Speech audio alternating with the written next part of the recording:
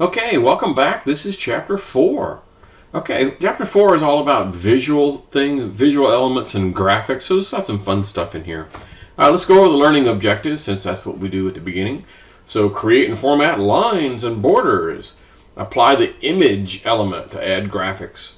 Optimize an image. Configure images as backgrounds and as hyperlinks. And then use CSS to do some cool stuff, to visual effects for things. Use the other types of coloring for transparency, the RGBA. Use HTML elements for captions, for progress and meter. And where do you find really cool graphics that you can use? And then recommended web designs for graphics on web pages. So that's what we're going to do today. So, the beginning, they talk about, on page 135, they talk about, the whole point of this is to make websites look good, right? So I'm going to show you an example of a website that doesn't look good. So I'm going to go here and go to this really crazy website. All right, now it's going to take it a second to load, and that should tell you something right there. Now, this is real time, okay? There is one heck of a lot of stuff going on here, and things that pop up, and bizarre colors and bizarre backgrounds and animations and everything. This, unfortunately, hasn't even finished loading yet. Okay, that's got so much stuff, it's still going. This is a horrible design, an absolutely horrible design. It's just childish. The colors and animation, and it's still loading. And you can see up here, it's still loading. Actually, it's going to come up with some god awful music. So I'm gonna drop that for just a minute. So, yes, you can overdo graphics. Yes, you can. Now let's contrast that with. Okay, let's do another one here. Now, my goofy little web page. Okay, it is not pretty, okay? I'll admit that. My web page is not pretty. But it's kind of subdued. Yeah, it's got some shading. It starts over here and kind of goes over there and kind of fades out. And it's got a little goofy graphic over in the corner. It's got some little buttons and stuff, but that's about it. Yeah, I do have a little animated spinny thing over there on the first page, but only on the first page. Yeah, rest of this is kind of straightforward and normal stuff, Nothing really fancy. So is this a pretty web page? No. Is it functional? Yeah, it's functional. Okay. Let's get back. So I'm going to fire up yet another example here. So just like before, I'm going to do File, New, Project. And my machine remembers me. I'm going to go ahead and leave it in this location, although I'm going to get rid of that little checkbox there. Remember, this is where you have to go to be able to get your stuff to be able to send it to me. So I'm going to just leave it as Web Application 1. That's okay by me. Let's go ahead and hit the button. And I want an empty one. I do not want to host it in the cloud, for goodness sakes. And so it's going to give me just a blank project that's got nothing in it, which is actually okay.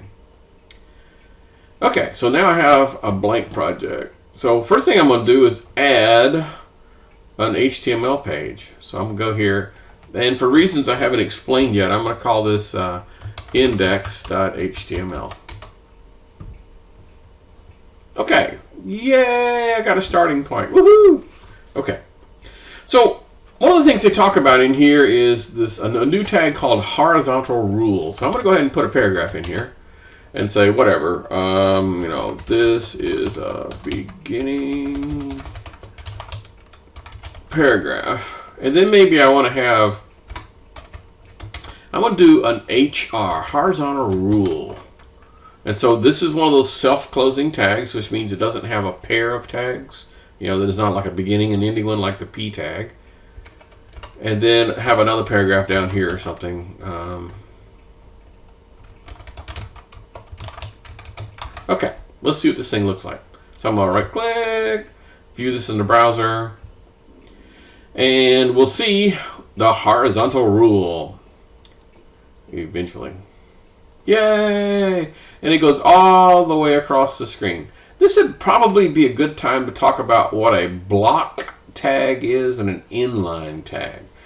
So block elements, tags, are those things like paragraph and horizontal rule, which means they consume all of the horizontal space. Whatever space is provided to them, it's going to take it all. So that's what a block tag means. In other words, I can't make this block tag stop like right there. I mean, the horizontal rule. I can't make this horizontal rule stop right there because it's going to consume all of the space, which is kind of cool. All right. So that wasn't all that complex. The next thing we're going to talk about is taking a block and doing something to it. So this paragraph right here is really a block. Maybe I should do another paragraph just to, I don't know. Okay. And I'm just going to, I need a lot of text, so I'm just going to copy and paste this so I don't bore you guys. Okay, cool. Some of it doesn't make any sense, but that's not relevant. All right, here we go. So just want to show you, I want to be able to see the line wraps. That's what I was after. Okay. Now, this is considered a block, and so I can do things to blocks. For example, I can add a border that goes all the way around this block. Cool. So I'm going to do that. I'm going to make a Xerox copy of this one first, so to speak, before I mess with the block. Okay, so I'm going to use CSS to add, and I'm going to do one of the inline style CSSs, although you could have it embedded up in here, you could have it external. I'm just doing one of these. Okay, so how's this work? It starts with the style attribute and then something in quotation marks. Okay, cool. So there's one thing, it's called border width. Border width. And then, you remember how these things work? It's at the end of one of these guys is usually like a colon, right? And you could say how many pixels you want, or you can just pick one of these things. I'm going to say thin. Yeah, I could have a number in there. I could say 2px for 2 pixels. All right, let's just look at what this looks like. And it didn't do anything. I got a border width. What else do I need? Maybe I need a border color or something.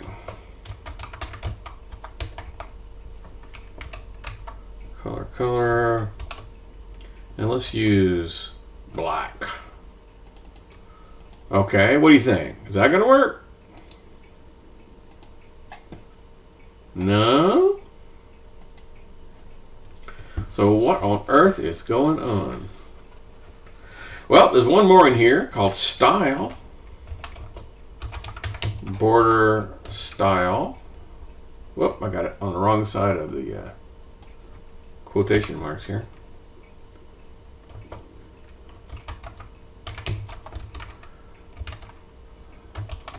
And so my border style is, how about dashed? Okay, now let's try it. And ta-da! All those things took place. Now, if you're looking at this thing, in theory, these two paragraphs should be exactly lined up because I just told it to just put a dash around the outside. So, in order to be able to talk about how this works, we really need to at least briefly discuss what's called the box model. Now, we're going to be talking about the box model in significant detail in another chapter. But for right now, there's a really cool thing on W3 Schools that shows what this is. So my content is the inside. That's my Mary Had a Little Lamb. This is my border, and this is what the padding is. Well, right now you can kind of sort of tell I don't have any padding. So it's content, padding, border, and then margin. So the terms are kind of weird. Padding is on the inside, and then margin is on the outside. Kind of makes sense because, like, you know, if you're doing a Word document, the margin would be like on the outside, right? Okay. So if you ever did stuff like with Microsoft Excel and you have a little old square, padding, which tells me, how close the letters are up against the edge, which is exactly what we have. So in our example, I'm going to tweak this one more time, and I'm going to add something in here to talk about the padding. So what do you think the thing would be so far? I mean, we've got border width and border color. Would it be border padding? Because let's go back to this. Or is it just plain old padding? What do you think? What do you think? Well, let's try it with border. And let's see if there's anything in here that looks like pad. So border, image, radius, nothing like that. Doggone it. Let's start with the P's. Padding. It made sense, right? Because this is padding for anything that's coming along. It could be a border that we're talking about. It could be something else. So padding. And I'm going to go ahead and say, I don't know, 4 pixels. Just for the heck of it. All right, we're going to render this one more time. And now you can see how it's scooted over a little bit. There's a little bit more spaces. And if I had continued to do that, it could have been that the second one would actually wrap differently than the first one. They're slightly offset just a bit. Cool? All right. So that's basically the box model in a nutshell. So the border width, color, and style. Now, a lot of times people do the border width, color, and style a lot, because it takes kind of all 3 to make it work, right? So there's an alternate way you can do this. I'm going to go ahead and light this paragraph up one more time. And we're going to go here and do this one more time. Except this time I'm going to use a shortcut. Okay, so here I'm going to say style equals, then I'm going to say border, not border dash, but just border, colon. And then it's going to, see what it says here? It's going to say 5px solid in red. So that is the width, the color, and the style. Actually, the other way around. I said it wrong. The width, the style, and then the color. So you can shorten this up. So I'm going to do that. In fact, I'm going to do exactly what they did here. I'm going to do 5px solid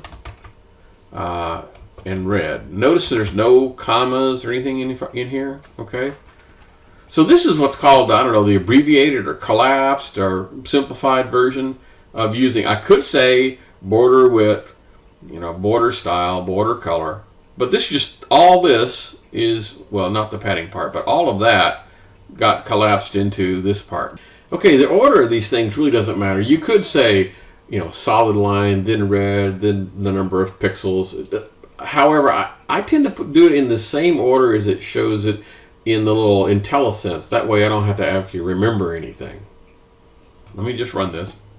So now I have a really thick border. And you notice how the letters actually touch the border? That's not good from a visual perspective. Not good. So let's go ahead and tweak that one more time. So I'm going to go here and do my semicolon and do padding. Now, I had the exact same option here. I can say padding bottom equals 4. Padding left, 4. Padding right, 4. Padding top, 4. Or maybe I can do the exact same thing I did over here, where it combined them all together. So padding, and then it's going to tell me, now this is like hands of a clock. So it's going to start with top. So that's the first one is top, and then right, bottom, and left. So I could say, in fact, I'll do that. I'll make, I don't know, I'll use their examples. 4px, 7px, 2px, and 4px. That'll make this thing look kind of funky. So this is the top, that, hands of a clock. Okay, cool. Well, let's see what it looks like. It's going to, probably won't be that much. Yeah, you can see that the top does have a little bit more. It's not all that noticeable. Okay, so once again, that's the box model. Okay, we're coming up again on the 15-minute mark, so we're just going to pause this and pick this thing up again in just a few.